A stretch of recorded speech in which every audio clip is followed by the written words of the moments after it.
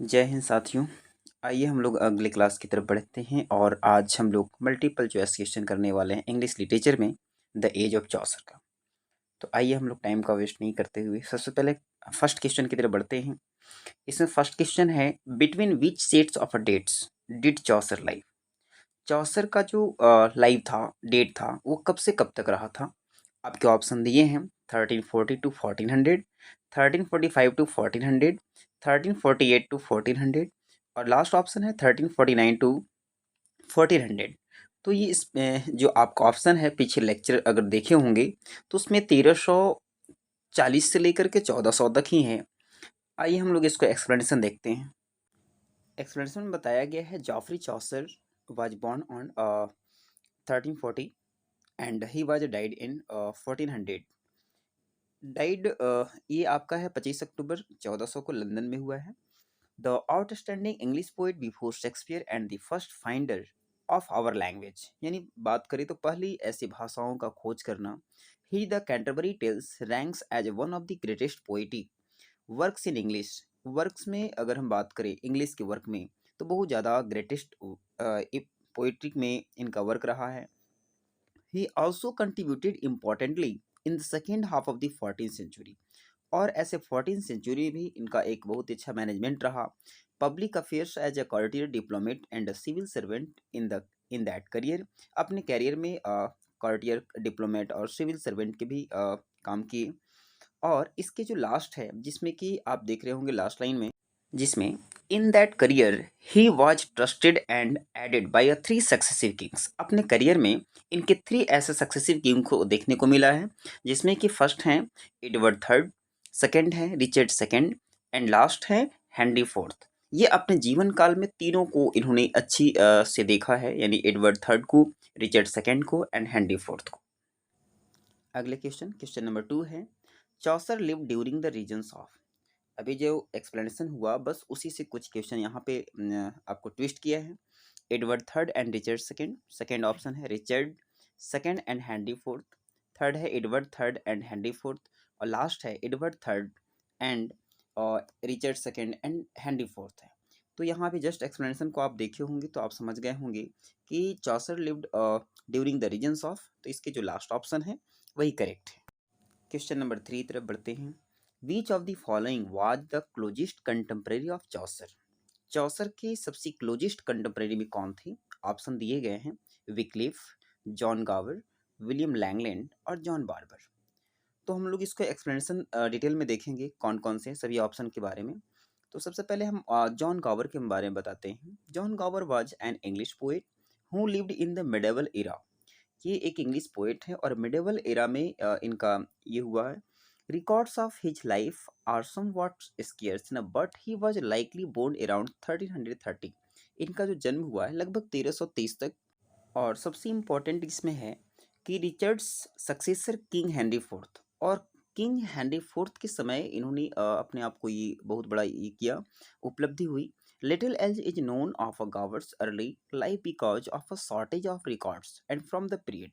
इन्होंने अपने पीरियड में बहुत सारे ऐसे चीज़ को रिकॉर्ड किए। अगले हम देखते हैं एक विलियम लैंगलैंड, जो आपका ये करेक्ट आंसर होगा। William Langland was a 14th century poet and the author of the allegorical poem Piers Plowman. His work is considered one of the most important works. अगर मैं बात करूँ तो इसमें जो मोस्ट इम्पॉर्टेंट वर्क्स हैं middle English literature में, and provides a unique insight into the social and economic condition of medieval England. तो मध्यकालीन इंग्लैंड में मैं बात करूँ तो सोशल और इकोनॉमिक कंडीशंस को इन्होंने भी दिखाया है। तो यहाँ पे जो आंसर होंगे वो विलियम लैंगलैंड ही है, क्योंकि ये चौसर के क्लोजेस्ट कंटेम्प्रेरी के रूप में रहे। कंटेम्प्रेरी का मतलब होता है उनके समकालीन, यानी ये 14th सेंचुरी एरा में है और ये भी एक अच्छे इंग्लिश पोएट के रूप में है। चलिए अब हम लोग दूसरे देखते हैं जॉन विक्लिफ को।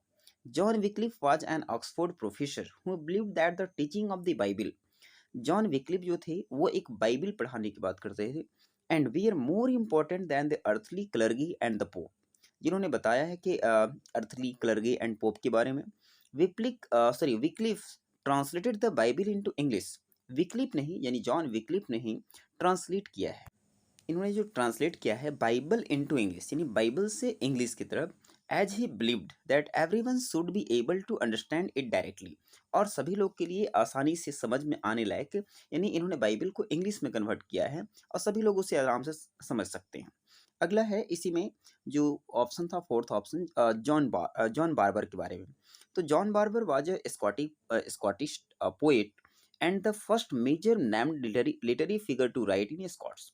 जो पहली बार इन्होंने लिटरेरी फिगर में स्कॉट्स में इन्होंने अपना नाम किया है।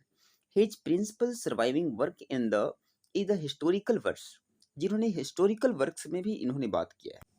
और इन्होंने जो बात किया वर्स को, रोमांस को, द ब्रश जिसको हम ब्रूसी कहते हैं, and his reputation from this poem is such that other long works in Scots, जो वर्क्स इन्होंने किया है Scottish, which survive from the period and sometimes thought to be by him.